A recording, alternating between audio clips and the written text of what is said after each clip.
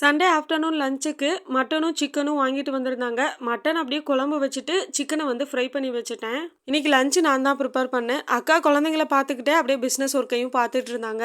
இன்னைக்கு நான் என்னோட ஸ்டைலில் தான் மட்டன் குழம்பும் சிக்கன் ஃப்ரையும் பண்ணியிருந்தேன். அக்கா டேஸ்ட்டு சூப்பராக இருக்குதுன்னு சொன்னாங்க. ஆஃப்டர்நூன் லஞ்சு சாப்பிட்டதுக்கு அப்புறமா குழந்தைங்க 3 பேருமே தூங்கிட்டாங்க. எனக்கு டே டைம்லலாம் தூக்கம் வராது. அதனால செடிங்களுக்கெல்லாம் தண்ணி ஊற்றிட்டு இருந்தேன். எனக்கும் இந்த மாதிரிலாம் செடியெல்லாம் வச்சு வளர்க்கணும்னு ரொம்ப ஆசை. ஆனால் என்னால் வந்து அப்படி வளர்க்க முடியல. ஏன்னா ஊருக்கு வந்துட்டா ரொம்ப நாள் வந்து தங்கிடுற மாதிரி ஆயிருது.